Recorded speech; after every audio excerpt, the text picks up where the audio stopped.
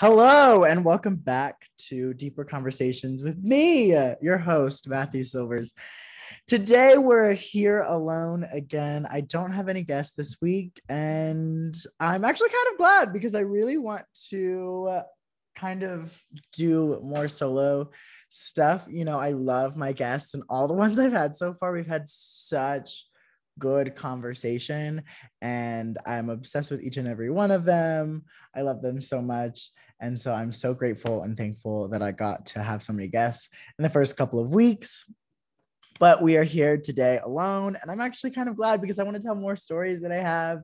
And I want to kind of get in depth with some of the other content that I've been telling people that I was going to get into, such as the gay community and whatnot. But today we're going to tell another interesting story that pertains to my life. And I think it's pretty relatable, and it's about almost being in love. It was the closest I had ever been, and to this day, if you don't know me, I've still never been in a relationship before. However, we were so close in this one. So yeah, for anybody that's listening, you can watch the video version of this, where I'm shirtless. I want to do the ones that are solo. I think I'm gonna do them all shirtless just for continuity reasons. I don't know, for fun. But you can obviously just listen to it on any of the streaming platforms. And yeah, today I have some water to my left and a Pop Tart to my right.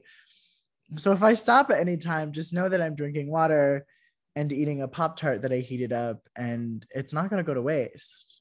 It's the second Pop Tart of the day, and it's 10:30. So we're doing great things.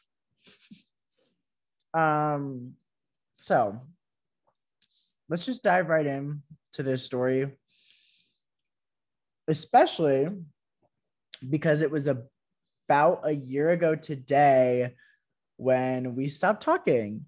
So let me take you back. We're going back to the middle of February of 2020, before the pandemic started. And I happened to be on Tinder, and this man who we are going to name Dave. Oh, I'm not going to remember that. I need a better name. Hold on. We'll just name him Sam. Okay. Sam's a good name. I'll be able to remember that. So I matched with this man on Tinder named Sam, and he was from Louisiana, and he was talking about how he was here on vacation for a couple of days. And by here, I mean in Florida. And he was visiting with like a troupe of people. I can't remember what it was for. Like like if you went on a choir trip or a drama trip during high school. And he had said it was with his high school that he had been with. He was in college, but he was in that group in high school, and they did those trips. And now he was like a chaperone for them. So he was just like chilling and whatnot. And we both thought we were cute. And we ended up kind of furthering the conversation and talking a little bit more. And I guess we decided, like, hey, like, you should come hang out at the hotel. And I guess I just kind of said yes. I was just, I don't know, excited for it. I was like, why not? Like, if we both think we're cute and we both like each other, like, why the heck not? And so he happened to be staying at, why does this always happen at my favorite resorts? I literally can't. Do you guys remember the first episode of the podcast? I was talking about this boy who was a homewrecker, as well as my friend Liam, who worked at Pop's Century. But this man happened to be staying at Pop Century as well. So I need to avoid that resort at all costs, apparently, even though it's like my favorite resort. Anyways, so I go to Pop Century, I get a little bit dressed up, not super dressed up, like it's super casual, like we're gonna have dinner in the fucking food court. And I go, and he's like, oh, like let me go quickly change, like I just got back, as I had arrived. And he was like, okay. And so as like he told me like what area he was in, because they're divided by like sections of decades. And so he kind of told me where he was. So I kind of waited by his like area. Like I didn't know his specific room. Also, he was with people, so I didn't want to be weird. And I didn't know if any of the people knew, like the rest of his troop, that he was going to do this. And so as he and his troop are like arriving and going back to the bedroom where he's going to go change, I make eye contact with him, and I'm like, I like, I don't know, I like look at him and I like give him a weird face, and then I look down because I didn't want to be awkward. Again, I didn't know if his troop knew or whatever. So he goes up and he's about like he's changing in the room, and he messages me and he says, "Oh my God, you're super cute." And I was like, "Yeah, you're cute too," which I say that in a tone just because it was interesting the way that this all went down. And I think it's a testament to, you may have a type, but girl, in love, you might fall in love with anybody. You be walking down the street, just choose anybody. Any one of those people could be. It doesn't matter if you think they're cute right now or not. You can fall in love with them and you don't even know it. But he wasn't my type, and it was interesting. But he was still so cute, but he wasn't my type. It was so weird to happen the first time, because to be honest, everything before him, which was at this point like a year and a half worth of things, you know, from dates to hookups to whatever, had been, you know, really just bland. And I you know, and everyone was basically my type and whatnot. For the, you know what, I won't even say that. I did some things with people who I did not think were cute because they were catfishing, or they didn't look like their photos. um it's 2021, get your act together. But no, for real, like he wasn't my type. It was so strange. But I was here for it. I was like, okay, like let's just see where this goes. Like I'm not a mean person either, like especially if we vibe so well. Like I could have a friend in Louisiana, you know. That's not how this story goes, but I could have had a friend in Louisiana. And so he changes, he comes down, and we walk to the food court, which, by the way, I didn't mind. I love Disney's food court food so much. I don't know what it is, but their food court food hits different than the in-park food. And I think I say that because typically when you're having the food court food, you're either in the morning really excited, and their Mickey waffles are bomb. Everybody knows that. And you're just like ready, or it's like super late at night. You just got back from the park. You haven't really eaten. You're in the food court and anything is going to taste incredible. So I was here for it. And we walked to the food court and we both get our food and we go sit at a booth. And actually, we go sit at a table. It doesn't matter, but we go sit at a table the first time. The second time it was at a booth. So we are sitting at this table. We're talking, conversing, and a couple of his like peers, who are also chaperones, also are like two tables away. I couldn't tell you who was watching the high schoolers. I don't know where they were. I don't think they were a very big group, but anyways. And they were sitting at a couple tables across, and we just sat there for what felt like ages and talked and talked and talked about anything and everything, about what we both do, where we were going to go to college, or where we were going to college, excuse me, because this was literally last year. And just all about life and all those things. And then he's like, come meet my peeps. And I was like, okay, like, all right. Like we were having a good time. It was like, why not? And we walk over and I say hello. And they're super nice people. And T had this friend there who wasn't a great person.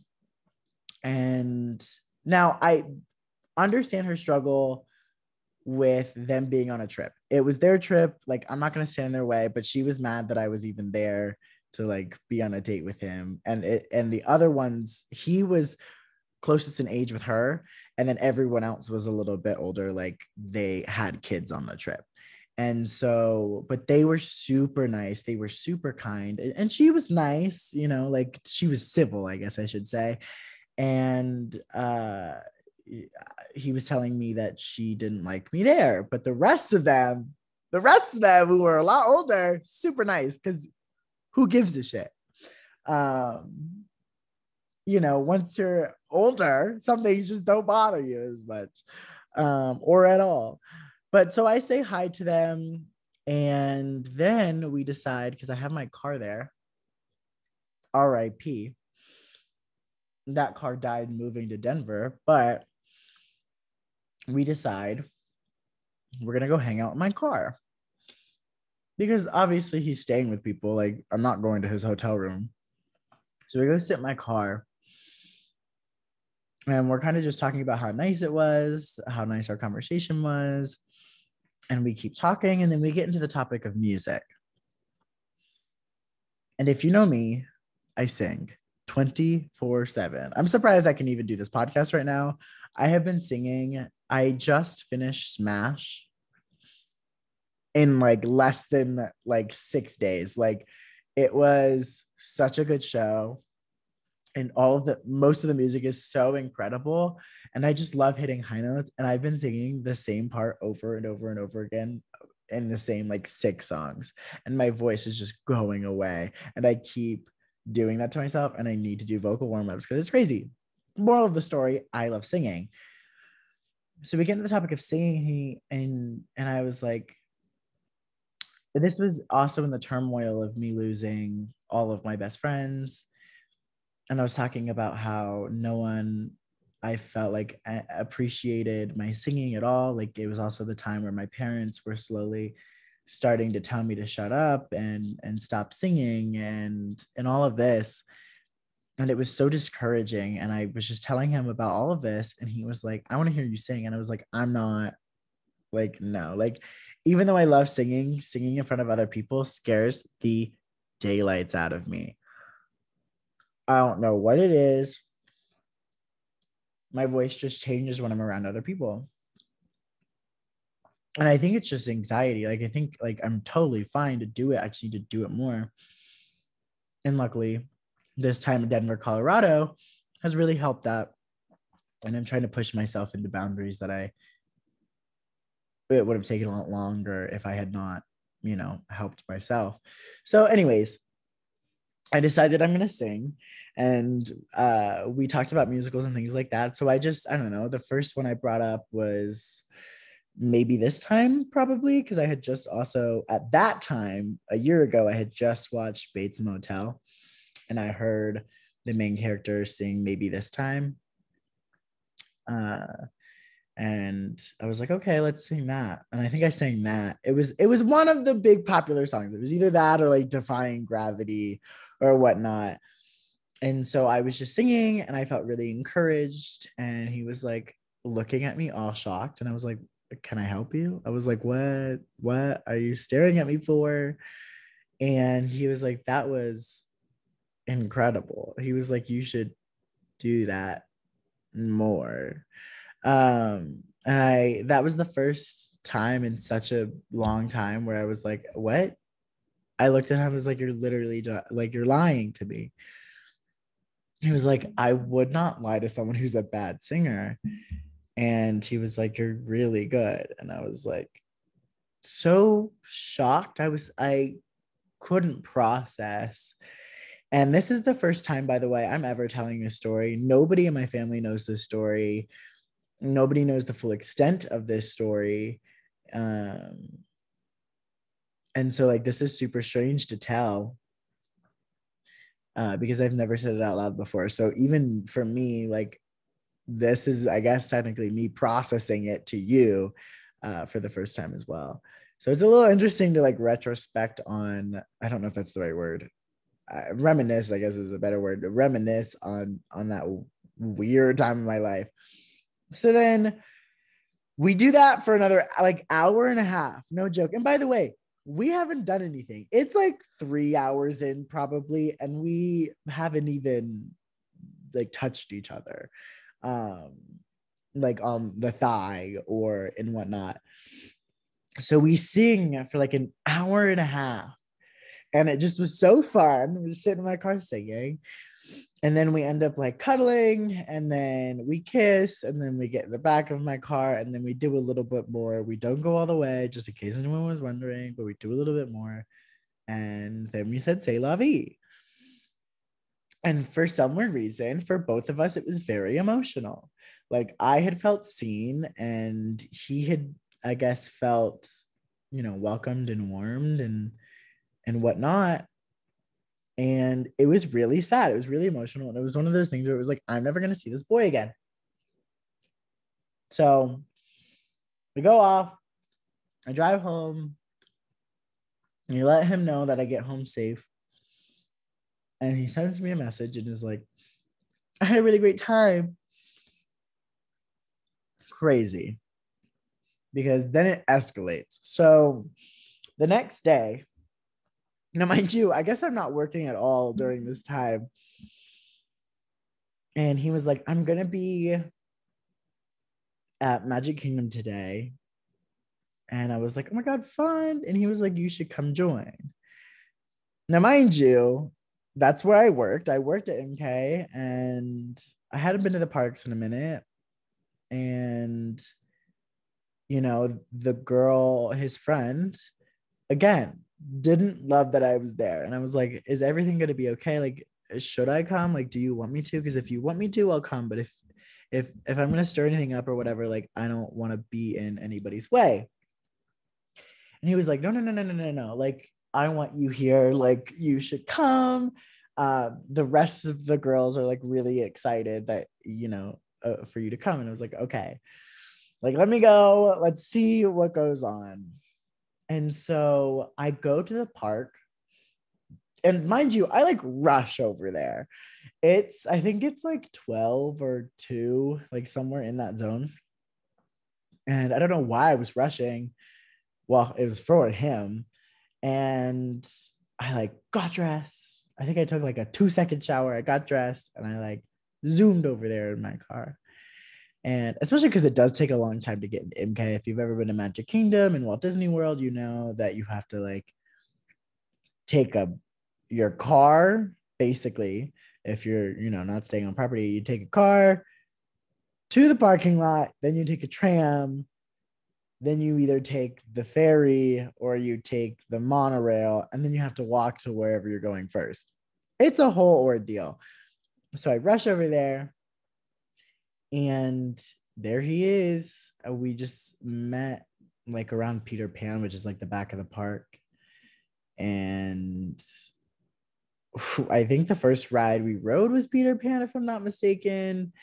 And, I obviously tried to squeeze us into some rides because, I know a lot of people there and whatnot. But we just start talking and we're having a good time. And the girl that he's with is giving me some attitude and like looking at me all strange. And I'm like, bitch, I'm here. Like, I ain't leaving. Like, if anything, bitch, you're leaving. Like, I live here, you don't. Like, get out of my way. Like, this boy's cute. Like, let me have my time. Let me have my moment, which, like, arguably a good thing, but also a little selfish. And so we have a great ass time. And we go until like even up to the fireworks. I think it was like 8 o'clock, 9 o'clock at night. And by the way, at this time we hadn't had dinner. And so he was like, come back to the hotel with me. And I was like, okay. Like I say yes to everything, I guess. And so we head back to the hotel and we do it again. We have dinner. This time I brought cards. And I brought I brought cards, and then we sat at a booth and we ate dinner, and then we played cards and we just talked. And then I think we got back in the car, except this time we got in the car for like 30 minutes, maybe an hour. And I think the next day I had to work, and I was like, I have to work early. Like, I gotta go. I don't want to, but I have to. Like, I'm gonna die in the morning if I don't get any sleep. And he was like, okay. And I think right there, he was like, come see me tomorrow, because tomorrow was his last day. And he was like, come see me tomorrow, have dinner with me again in the food court. Uh, Food court food 3 days in a row, man. It's real good. It's real good. But of course, I don't know. I don't regret it, but I will have to say my dumbass did say yes. And so next day we go, or I go over and we have dinner and we talk and we spend some time in the car again. And then we're like sobbing at each other. Like, it's a lot. We're sobbing at each other outside my window. Like, my window's rolled down. He's outside of the car. I'm inside the car. And like, we're both sobbing at each other. Like, we're never going to see each other again. We're never going to see each other again. And mind you, we had each other's phone numbers. So this is where it gets crazy. And it was like, we're never going to see each other again. So the next day, I did not have to work. I do remember this because I go home, I fall asleep, and I'm like, have a safe flight. Like, I'm so, like, this is so sad. And he was like, I don't want to leave. And I was like, I don't want you to leave either. He was like, I really don't want to leave. Like, I really like you. And I was like, I don't want you to leave. Like, you're so cool. And then I post something so dramatic, I believe, on my Snapchat. I think I still have it on my memories. Let me see if I can multitask and find it at the same time. Moral of the story, it is the sappiest thing you've ever heard. January, February, March. Oh, here's some pictures of us. Oh, they're saved in my Snapchat. Memories. That's crazy. But anyways, I like cried over. Oh my god, I have some stuff in here that I have never. Oh, I haven't looked over in a minute. Um, I know what this day is from. Oh my god, no way. So, anyways, I say something super sappy like, I feel like I'm never gonna fall in love again. Some stupid shit on my like Instagram or Snapchat story. And he sees it or whatnot. Also, there is video of me crying on my TikTok about it too. It's in there somewhere, super far back if you want to go that far back, but it's there. Like, it was one of the very first TikTok moments because I had gotten TikTok like the very, very like last week of December. So it'd only been like 2.5 months on TikTok, and I had been posting about this boy Sam, and it was emotional. So he saw it and then he posted something and I saw it and he was like, I don't want to leave. Like, I like really like this boy. And then he like labeled it and he was like, I really like you, M, for Matthew. Um, and it was so cute to me. I was like, this is so sweet. This has never happened to me before. Now, mind you, I have a very, very strong thoughts about Louisiana. I have very strong thoughts about long distance relationships. I never wanted one. There are times where I'm like, if it were the right person, like maybe I would do it. I was like, I really don't know if I want to do it though at all. Like, I don't really know. And so I was like, maybe not.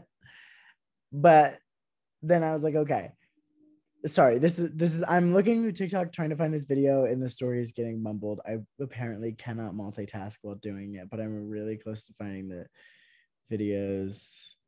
March 17th. Oh, it would have been right here. I want to find it, but I also don't want to just like leave you guys hanging at the same time. But anyways, I decide that spring break is in 2 weeks. Like, let me go see this boy. And so I had planned for 2 weeks to go travel by myself to New Orleans, to Louisiana, for half of the time. And then I would go see my cousins and my aunt in Nashville for the other half. And that was the plan. And I texted him and I was like, how would you feel if I came to see you? And he was like super ecstatic about it. He like was so here for it. He really wanted to. And I was like, okay. And so, oh, yep, there's a video of me. This video. I'll have to tell you what's up with this video, but I clicked on one specifically that I'm gonna want to play. But so he was like, absolutely, please, like come see me. And I was like, all right. And so I drive the like 8.5, 9 hours in my car by myself. This was my first trip I had ever taken by myself. I guess technically I was going to see somebody, but like this was the first time I was driving by myself anywhere with that elongated time. Before that, in August and December, I had taken 2 trips that were technically officially by myself. With the first one was with my 2 ex best friends, and then the other one was with my sister and my cousin to New York, both times. So this was the first time I was driving all by myself, elongated time, and I didn't know if I was ready for it. I was like, well, you signed up for it. Like you're going on vacation. Now, when I tell you, I used to be so good at white lying. And if I had to do it still, I could do it. I don't do it though because it's not a good thing to do. But back then, to protect myself, I told my parents that I was going to Louisiana, which wasn't a lie. I like only told half truths. I was like, I'm going to Louisiana, I'm going to New Orleans, both true. I'm going to see a friend. I'm staying with a friend that I met on their CP, on their Disney college program. That was a lie. Because I was going to see Sam. And so I decide and I go, and I almost died twice, by the way. Actually, if you want to count it, I almost died 3 times. It is a 2-lane highway all the way from like Tallahassee to Louisiana. So for a good part of the trip, like 5 hours of the 8-hour trip, it's a 2-lane highway.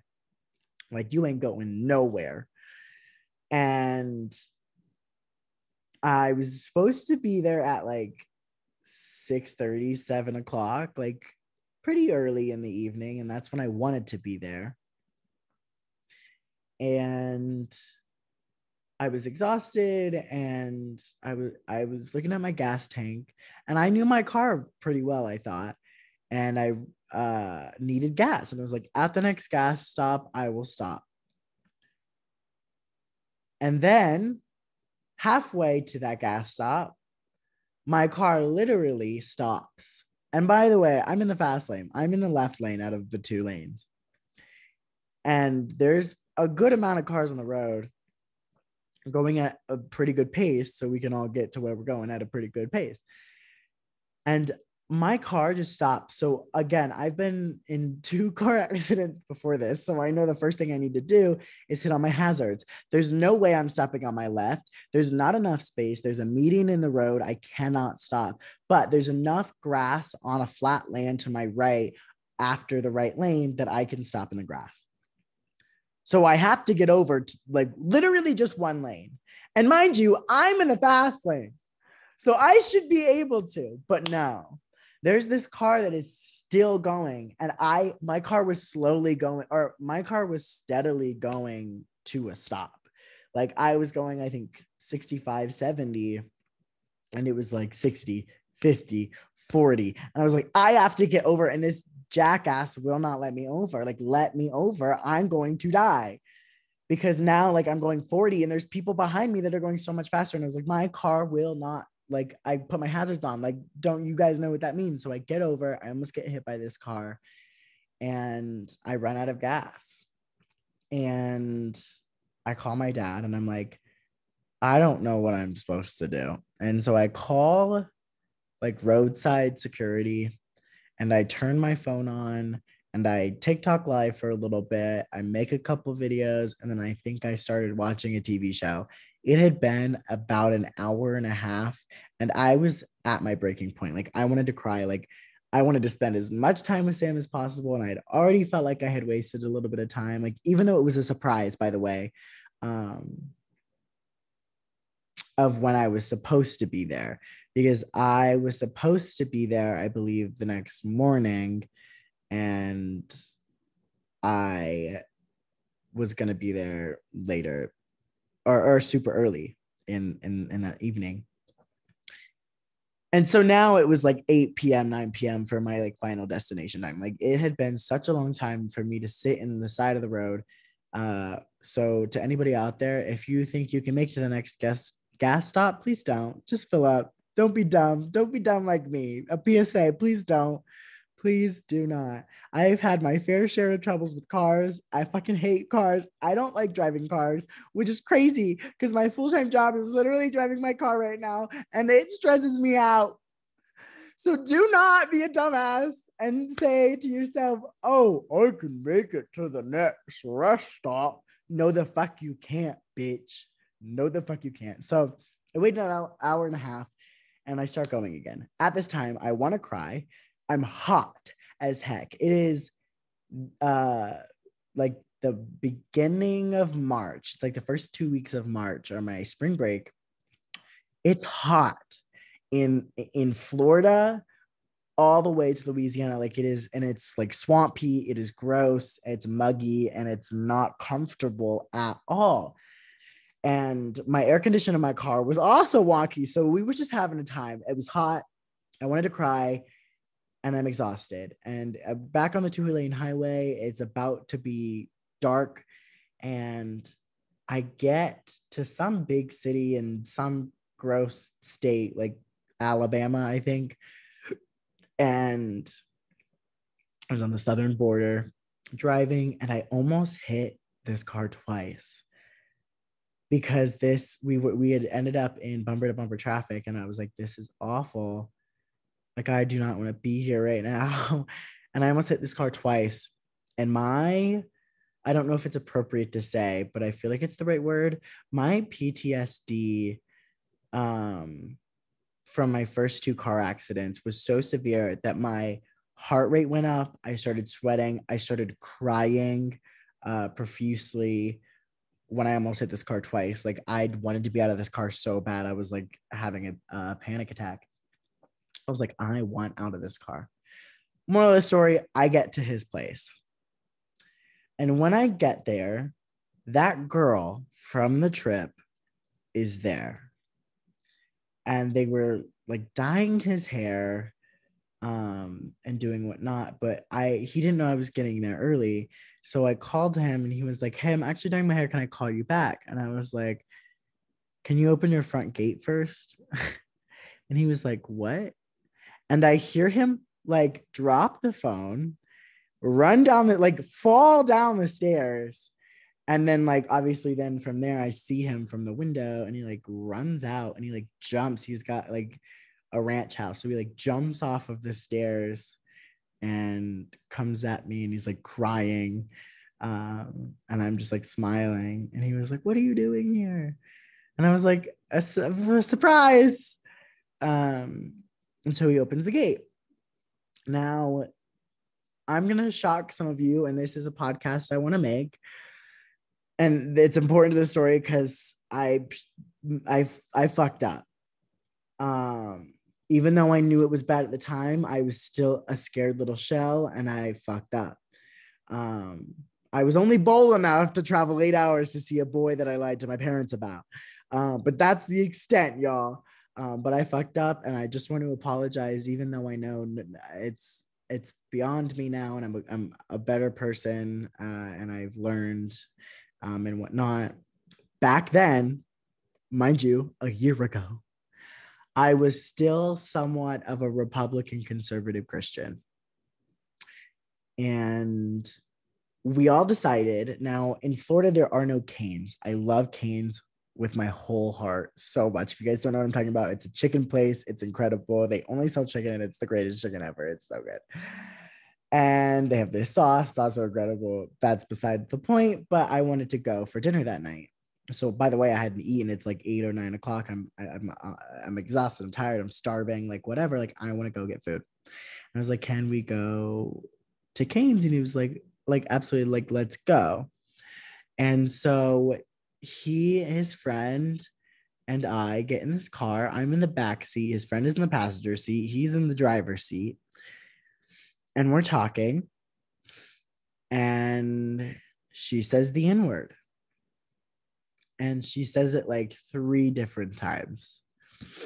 And I'm in the back seat, like knowing that it's bad, but like not to the point of now where I would call somebody out for that shit. Like I was still like in that little shout. And I like, again, I apologize for not speaking up. I wish I fucking had.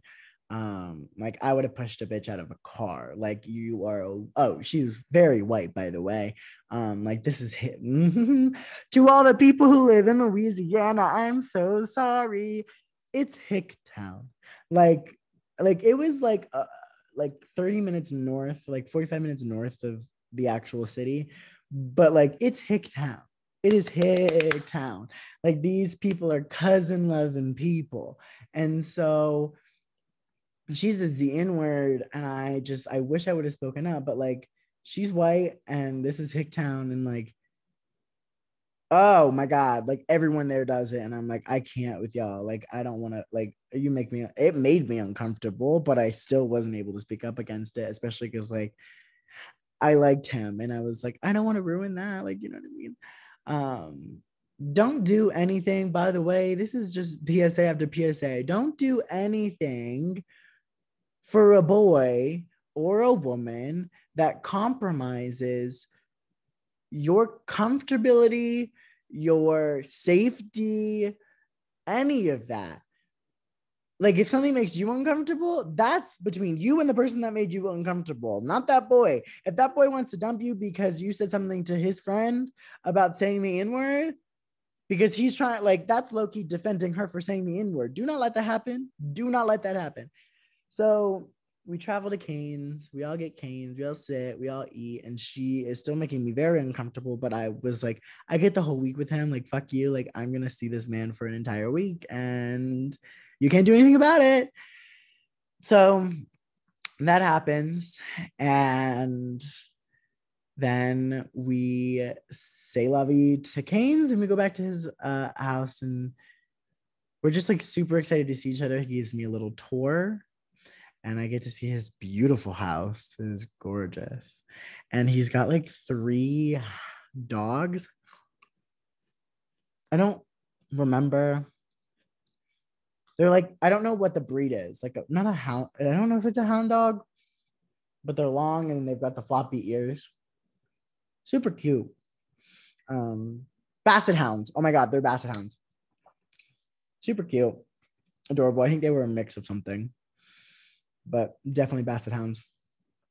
And luckily, his parents' bedroom was downstairs and his was up. Don't know why that was relevant, but you kind of get, you know what I mean. So we spend the next couple of days together, and it's magical. We're talking about so much. We're falling more and more in love.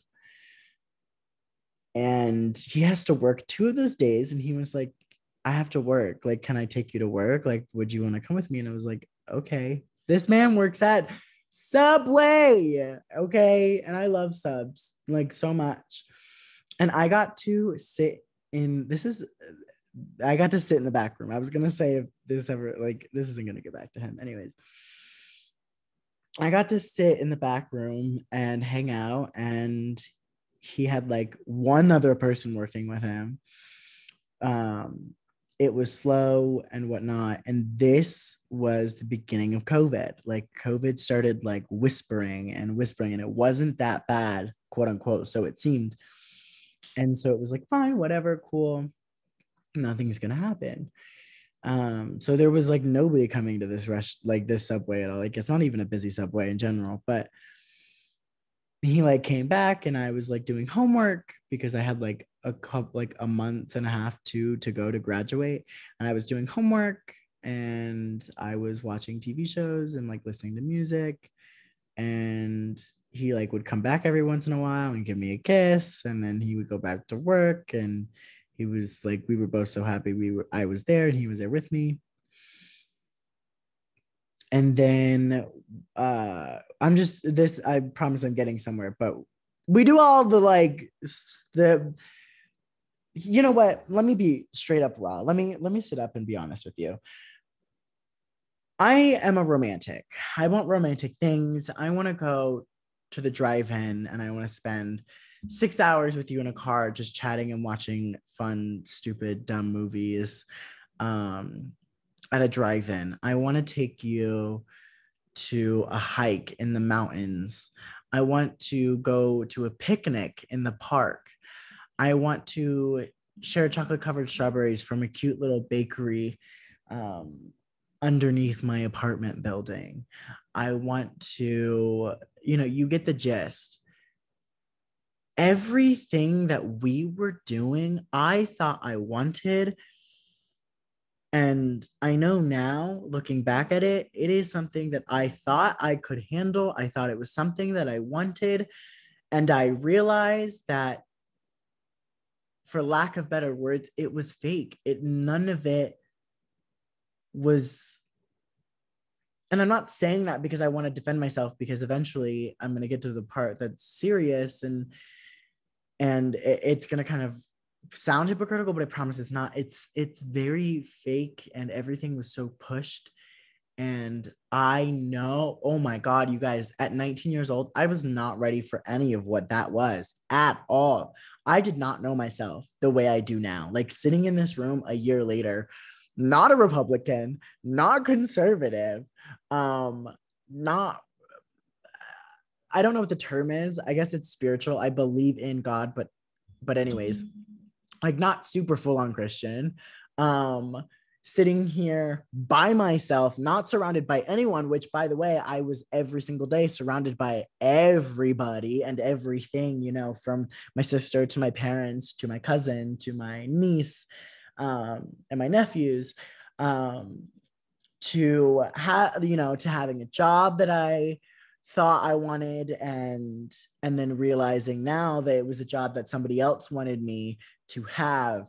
And in all of this, I realized, like, especially once I started getting in quarantine and watching all of my home videos back, realizing how blessed I was. By the way, I want to make that very clear. I was very blessed, but the majority of the things that were happening in my life were so fake. But in this moment, I didn't know that. And I still want all of that romantic stuff, but this wasn't it. This was with a boy that again, at the time, it hadn't been my first date, but it felt like my first real date. It felt like the first boy I had ever looked at that I just wanted to fall in love with.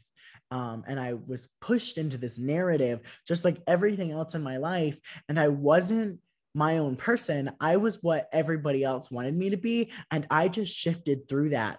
And it was depressing and it was emotional. Like I'm sitting in my own apartment right now, eating a Pop-Tart, talking to people in a podcast form, looking out my window in a beautiful view, wondering how I did what I did in those moments, acting like I was some robot, even though I felt like I was living a double life, because I was Hannah Montana living a life where I wasn't gay in my own house, but then I was gay in somebody else's boy's house in Louisiana.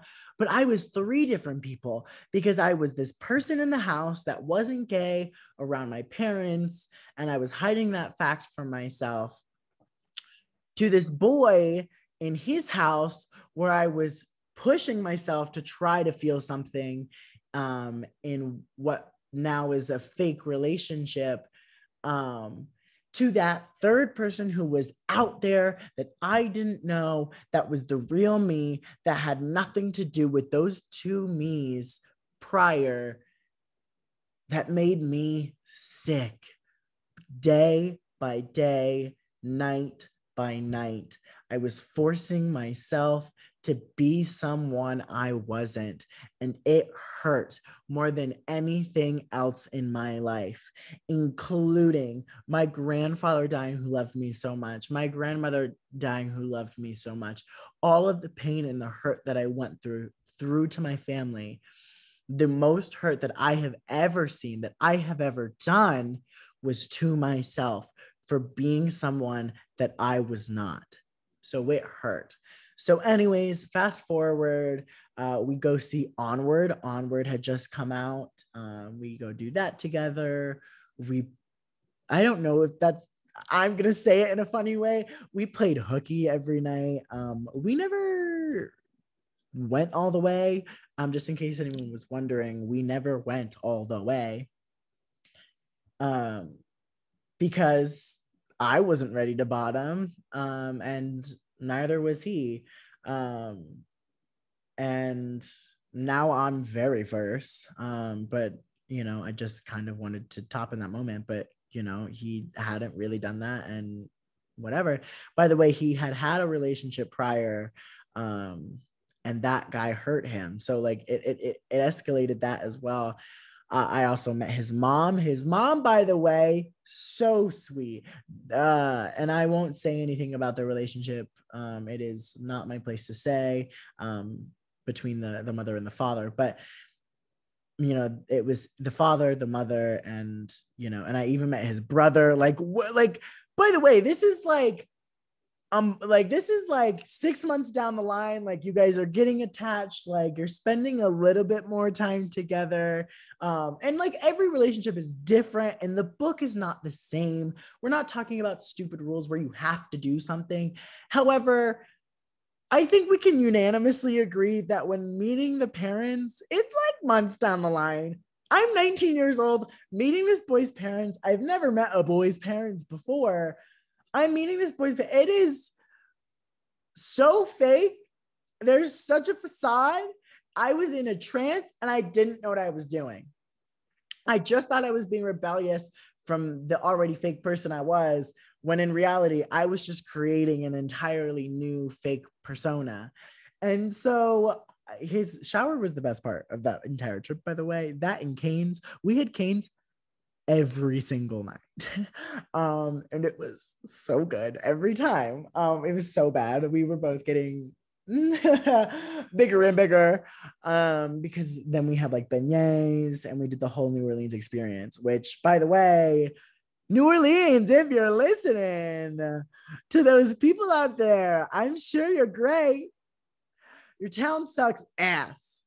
Your town sucks ass. You claim to be a great place to do things in. You have one characteristic, that is Mardi Gras, throwing beads, and drinking on, by the way, one street. It is one street. New Orleans is one street. And like the ghost hunting and all of that, we didn't do, and I like would love to do that. I just don't love Louisiana. It's Louisiana. You can put a great city in a place that sucks, and the place is still gonna suck. So we did all of that. We did Bourbon Street. Is that what it is? I don't know. Whatever that street is. And we did a little bit of that. We passed like the biggest graveyard, which was really spooky. He told me about the college he wanted to go to, which is somewhere in New Orleans. And we had canes every night, and we just did all of that. Watched a couple movies, whatnot. It's like 5 days later from when I had gotten there. And in that time, you guys can kind of fix my timeline for me. I don't really care to look. But the tornado happened in Nashville. At the same time, COVID was hitting. And I called my aunt and I was like, is it still okay if I come? And she was like, it's really not a great time. And at the time I got this call, Sam was sleeping in the bed and I was sitting on his couch. He had a couch in his bedroom. He had a really cool big bedroom. It was so sick. And yeah, she was like, it's better if you don't come. And I totally understand. Now, I don't love them. uh, again, like my family's a whole mess. And those were my two favorite cousins, and I was so excited to see them, but that wasn't their fault. Like, this is a global pandemic. I'm glad I was being safe. By the way, I've never had it. That's not wood, but it'll do. Um, COVID, and then it's a tornado, and the tornado didn't hit their house, but it was one block off. Like everything else was destroyed around them. Um, so I wasn't gonna go. So I had a choice to make, and the choice my fake persona made for me was that, hey, when he wakes up, ask Sam if you can stay for another week. And so he wakes up, and I look at him and I go, I have maybe big surprise news for you. And he was like, what? And I was like, how would you feel if I stayed another week? Because my aunt doesn't want me in Nashville. And he was like, stop talking. Like, I would love that. And so I stayed in Louisiana for another week. And we, throughout Disney and that time there, and during the first like 5 days, we had said like a bunch of things that, like, in a bunch of movies that none of us had seen, or I haven't seen at least, and that we would put in a hat and we would draw every night. So every night we got food, we came back, I drew a little movie out of a hat, and we would watch the movie and do that every night, which again is so crazy to me because I knew. Now, again, I think it was in quarantine. In quarantine, you guys, dude, I realized so fucking much about myself and the people that were around me in my environment. But I promised myself that I would never become my parents, and I was already doing it. My parents every night get food, they sit on the couch and they watch TV.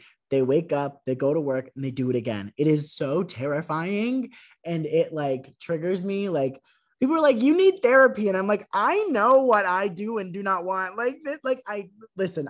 Therapy for everyone. Everyone should go to therapy. I want therapy. I can't afford therapy right now. But like for now, like, girl, my brain's good. Like, we Gucci. Like, I know a lot of my childhood traumas, and one of them is that I don't want to become my parents. And when I tell you I was becoming them, what was I doing? What was I doing? It was scary, truly terrifying.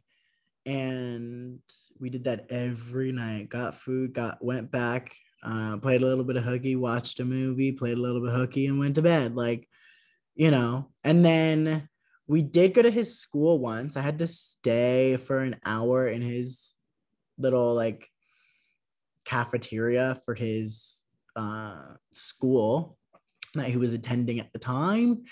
And I had to wait for him, which was interesting.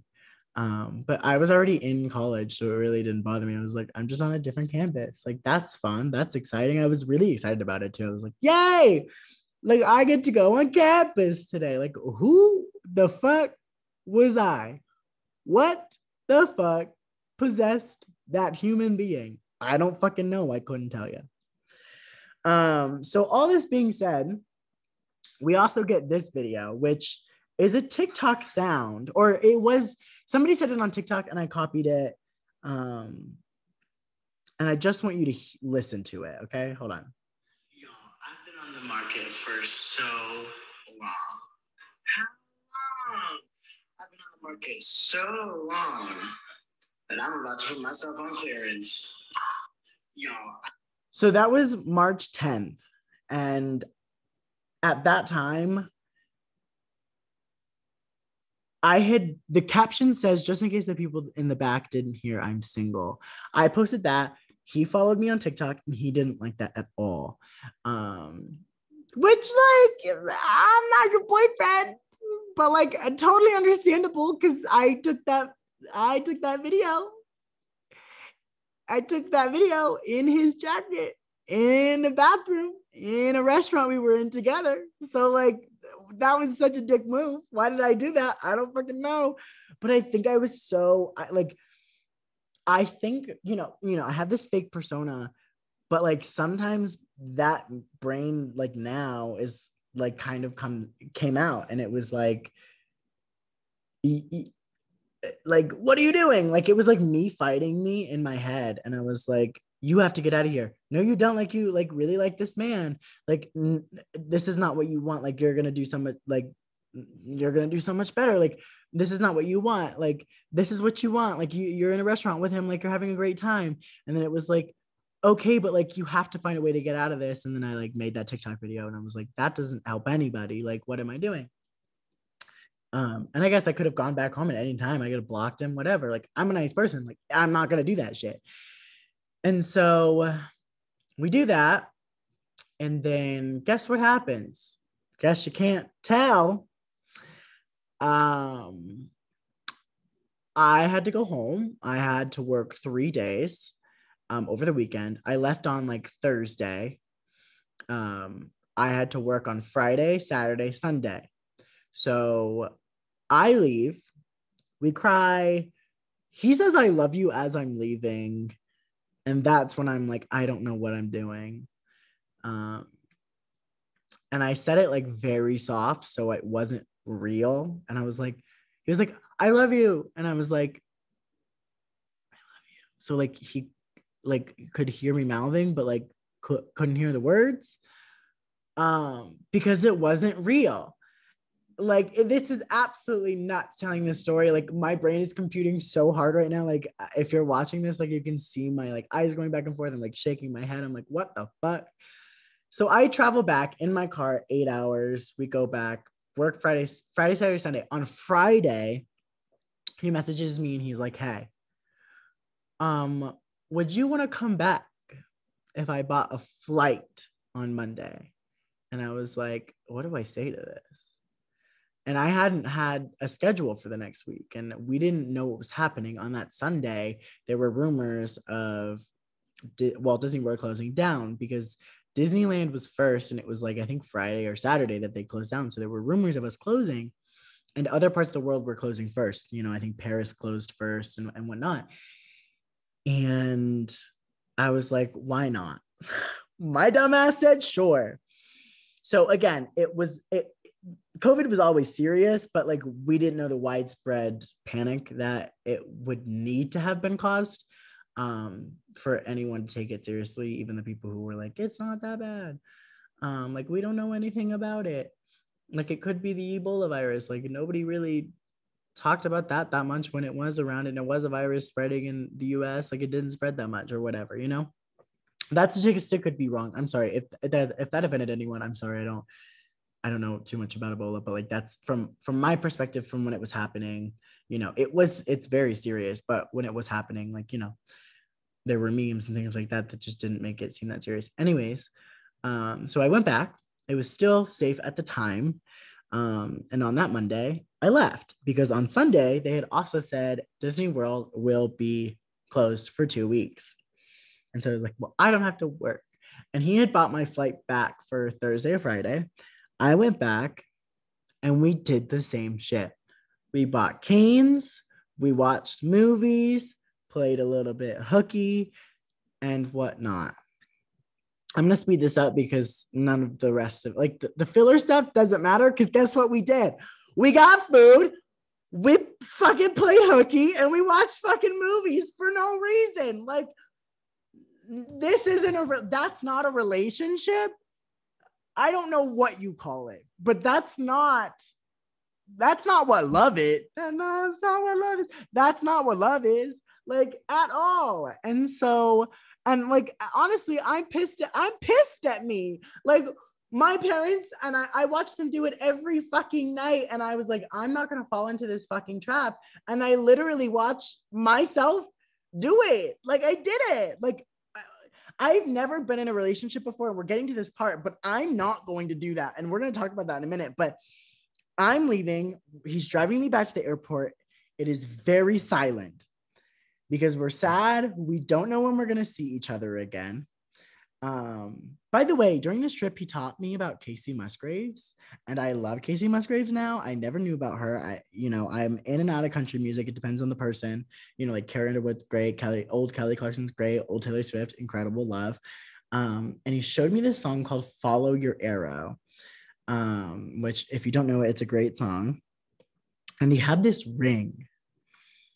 Uh, he had this ring that his mother gave him. And he said that, and I loved it. I loved the ring. And he said, I loved it because of the song Follow Your Arrow. It's like kiss all the girls, kiss all the boys, if that's what you're into. And she's so empowering. And I loved the ring. And I was like, oh my God, I love this ring so much. Don't hate me for this, but he gave me the ring. And I still have it. If you can't see, I just put it on just for aesthetic reasons. I've kept it on, kept it off. I thought I had to have it on forever just to be that person. I still own it. I lost it a couple of times and almost cried because of it, but it's not because of him. It's because of me. This ring used to be attached to him and what it meant to him. And to me, I always have it pointing to myself. Never the opposite way. I always have it pointing to myself because I know no matter what, I have myself. After that trip, this ring didn't mean anything about him. It meant everything about me. I love myself. I have myself. At the end of the day, I can be alone and be with that person. I wouldn't know for the next year until I've been forced to be lonely and alone, here in the past couple months, that I could actually do it. And here I fucking am. But that's what this ring means. And I don't even wear it that often anymore. I still own it. I still love it, but it has no attachment to him. But he gave me that ring. We go to the airport. It's very silent. And he goes, be my boyfriend. Now, this was where my brain sets off because I'm like, oh my God, you wanted a boyfriend. Oh my God, you didn't want long distance. Oh my God, he's so cute. Oh my God, how are you going to get past this? Oh my God, you may love him, but oh my God, this somehow feels fake. I could feel it but I was battling myself. And I really didn't know what I was going to do. And he was starting to cry because I wasn't giving him an answer. And we get to the airport. I get out and I go, okay, can I think about this? And he was like, what's there to think about? Which, by the way, that's a manipulation tactic if I've ever seen one. I don't know what I'm trying to do. I don't know if it's British or Moira, but we're just going with it because I'm a lunatic. Anyways, I walk away. 20 minutes go by. I'm standing at security and I text this man and I tell him, okay. Are you fucking kidding me? I was rushed into it because he was crying and didn't want me to leave, but also wanted an answer about me being his boyfriend. And I decided that in 20 minutes, I was going to decide, okay, all right. Didn't think anything of it. I fly back home. I'm going to wrap this story up. I fly back home for the next 4 weeks. About the next 4 weeks. Because like I said, I have a Facebook memory that came up today that was about him. We ended up watching Little Fires Everywhere together because let me try and find. Nah, it doesn't matter. Oh, it's right there. That's so funny. Yeah, I think it was today. How funny would it be? I think it was today that I was like, I can't do this. So it only took me 2-3 weeks, but we would FaceTime each other a lot. We would we would play hooky on FaceTime. And then we would both set up FaceTime, set up our TVs and press play at the same time and watch the fucking episode. He would get mad if I tried to start an episode without him. And I was going through a bunch of other shit. And oh my God, if I had stayed with this man beyond that time with all of the rest of the shit that was going down in Earth and with my personal life, with my parents, with my sisters, with my religion and my political stance, I would have been done. I would have been annihilated. There would have been no way that that would have happened. So I'm glad the way it went down. He blocked me on all platforms. Cool, great. I've thought about him more than I should have in the past couple months, just because like you bring up in your mind when you're forced to be lonely and alone, you bring up all those moments and you're like, oh, I wonder what this person's doing. No, the fuck you don't want to know. The fuck you don't. Why? Because you're growing, you're self-improving, and whatever they're doing doesn't matter. It doesn't pertain to what you're doing because what you're doing is important. And so I thought about him, I wouldn't say more than like a handful of days in the past couple months.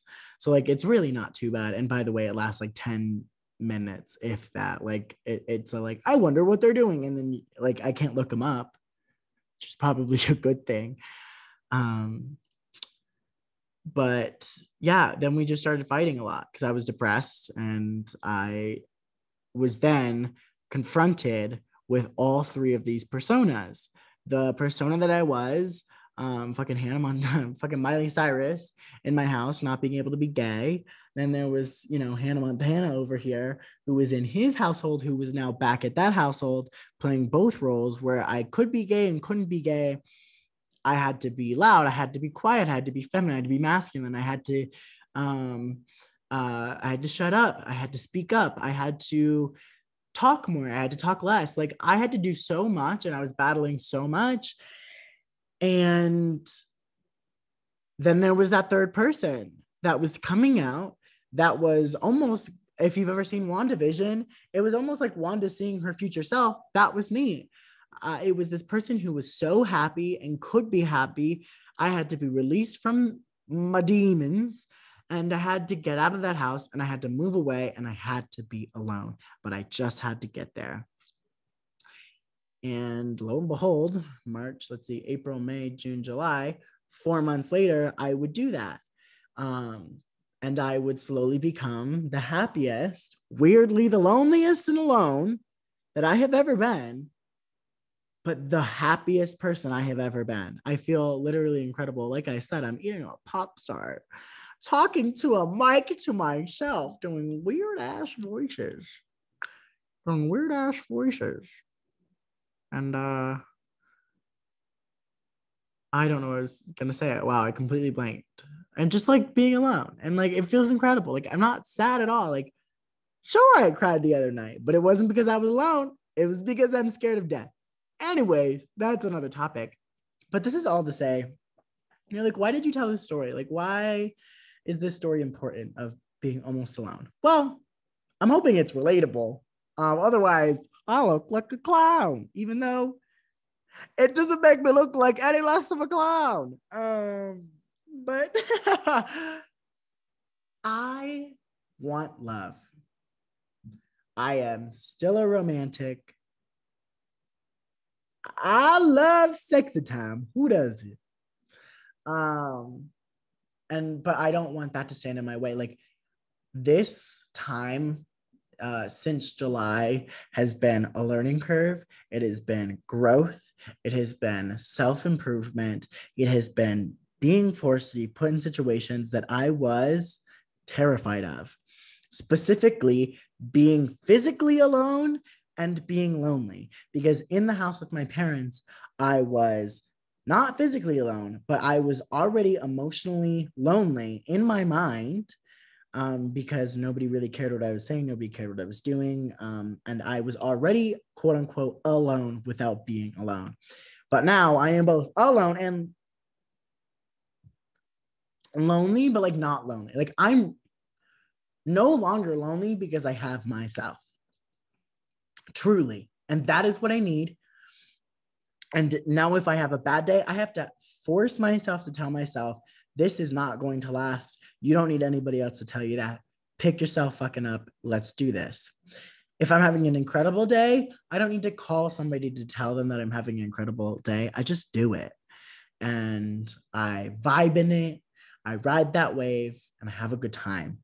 And I just want people out there who are listening to know, if you feel like you're being fake, if you feel like you're, first of all, if you feel like you're being forced to be fake, in any shape, way, or form. If somebody cannot accept 100% of you, then they should be getting none of you at all. Then you have to get out of that situation. It is not as easy as it sounds. It is not as hard as it is, though, that people make it out. Some people can make it out to be, but it's not easy, especially in certain circumstances, especially if you haven't come out yet. Like, that's a dangerous situation. Like, definitely don't come out if your family's not going to approve, or like be very scary in it, like be controlling and whatnot, until until you can make it out of the house.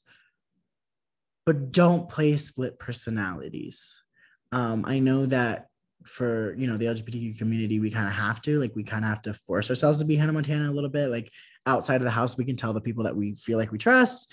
Inside the house, we have to be as calm as possible and whatnot. But this is to say, like, if you feel fake, fix it. There is nobody else in this world that can fix what you feel. And therapy is a great thing. And if you need therapy, if you want therapy, get therapy, love therapy. I want to go to therapy. I've established that. However, you do have the power, you do have the mindset to go into your own mind and deal with this shit, because you are that person. Even the therapist cannot change every thought that's in your brain. You have to put in the work. You have to do the work. Self-love is a battle. Self-love is an everyday battle. I have to wake up every single day and not only help my thoughts, speak good things to myself, not because that's what we should be doing, but that's because we want to live, and that is how we have to live. Because otherwise, bad thoughts get in our head. Other worldly things get into our head. We let other people control how we feel, what we think we look like, and let people control us to an unknown level until we break and do something we shouldn't do. And so self-love is an everyday battle, and I myself have to continue doing it. I have to do it every day. I have to love myself every day, because I'm alone. Nobody else is going to do that shit for me. And I want to put in the work. I want to be a better person than I was yesterday. I want to be the best person I can be today. And I want to be the best version of myself tomorrow and every day after, because I want to be a good person. I want to be a nice person. I want to be a sexy person. I want to be a singer. I want to be a dancer. I want to write a book. Like, I want to do these things, and I speak it into the world because that is what I'm going to do. And you need to start doing that, because you're sitting here and you're listening to someone rant. But that's the important thing, is that I need you to know self-love is an everyday battle. You have to put in the work. No therapist can make you put in the work, because you still have to do that part yourself. You can talk about it all you want, and that is fantastic. Therapists can push you in the right way. They can tell you things, they can help you through things, and they can work wonders. But until you start putting out the work with a therapist and without, it's not going to work. You are just going to fall into another trap of trying to help yourself for somebody else. Help yourself for yourself. Do that work.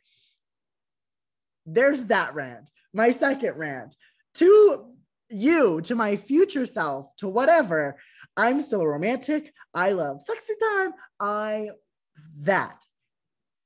will never. So that being said, I did say that I wanted to be his boyfriend. I have never been in a relationship before. That wasn't a relationship. It was fake. I was a completely different person. But I've still never been in a relationship before, because the agreements of, I let him be my boyfriend. I wasn't his boyfriend, and it wasn't healthy for either of us. I don't blame either of us, but it wasn't healthy for either of us. And I thought it was so cute that I got to sit in the back room of a subway.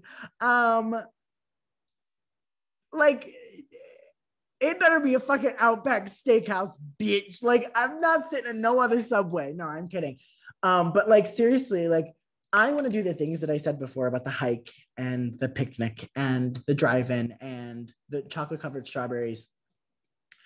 And I want to do those adventures. And do I love staying in and watching Netflix? Yes, I do. I'm currently watching Sex in the City, and I love it so much.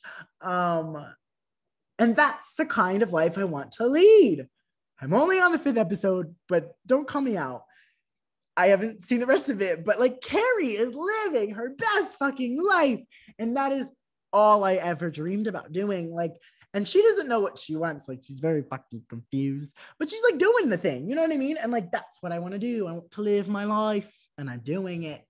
I'm fucking doing it, and I am thriving. I have my bad days. I have my bad moments, but I'm doing the shit because every day is a battle, and I'm loving every moment of it because nobody can take that away from me. I am me. I'm living my life, and nobody else can come into my life and fucking destroy it. Because guess what? If you leave me, I'm still left with me. The common denominator in my life is me. The common denominator in your life is you. So fucking open your eyes and see that.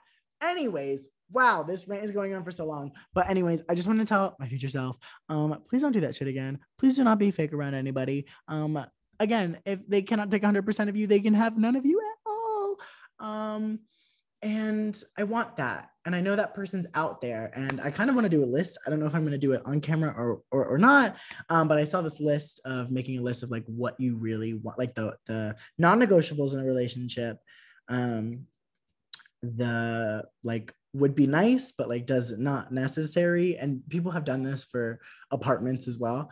And people aren't apartments, but like it works for both ways. And then the parts where it's like definitely not, like the red flags. So I've seen that done before, and I don't know if I'll do that on camera or whatnot, but I just want all of that to say, to Sam, wherever he is in the world, I hope he's doing great. I've thought about contacting him a couple times, but again, I cannot get in contact with him and it wouldn't be healthy. So here's that. To Sam, I hope you're doing well. I hope you've gotten everything you wanted. I hope your life is beautiful. And I hope I never have to do that again. To myself, one day you're going to find a beautiful, kind soul who is your type, because that's important. That you love for personality, and that you don't turn into your parents. That you make sure that, why do I feel like I'm praying right now? I just make sure that it's everything that I wanted and I don't fall into some trap. I cannot just live in routine. I cannot live life doing the same shit over and over and over and over again, because it creates another persona that I can't stand. And I would sure as hell hope somebody would call me out on it and some other people would also not want. And to you guys, I'm hoping this helped. I hope this story was a little bit interesting. I know it's a little bit chaotic, especially with me changing accents. I'm getting good at my Moira, apparently. I can hear it a little bit. I don't know if you'll be able to hear it. Anyways, I know it's chaotic. I'm a little bit strange. I'm a little bit weird, but I got to spice things up a little bit because that story was getting really boring and I could hear it. It was basic, but like that was kind of the point. Like it was the point of showing that it was exciting at first and that like we sang together. If that's the bare minimum, I'm fucked. Note to self. If you sing in front of somebody and they instantly fall in love with you, run. Just kidding. But yeah, it was so exciting. We were eating food at the Disney food court. And then we sang in front of each other and then played hockey in the back of my car. It was thrilling. And then we went to Disney together. And then we had canes and watched movies every fucking night for 3 weeks almost straight. And that's boring. And you don't want that. Do not fall into routine. It will kill you. Spice things up in your life. Don't be stagnant. If people can't take 100% of you, guess what? Say it with me. They get none of you at all. Love yourself. Self-love is an everyday battle. I hope you guys enjoyed. I hope this wasn't too weird. I think it was pretty exciting. If you want to see me shirtless, go on YouTube. You can listen to the whole story of me ranting and doing my thing shirtless. But go love yourselves. Go do something for yourself. If you haven't already today, take a bath, read a book, write in your journal, work out, go eat a fucking Pop-Tart. I don't know. Anyways, I'm gonna end this because I'm ranting way too much. Remember, I love you all. This has been Deeper Conversations with your host, Matthew Silvers, wearing a Rockefeller teddy bear hat. Signing off.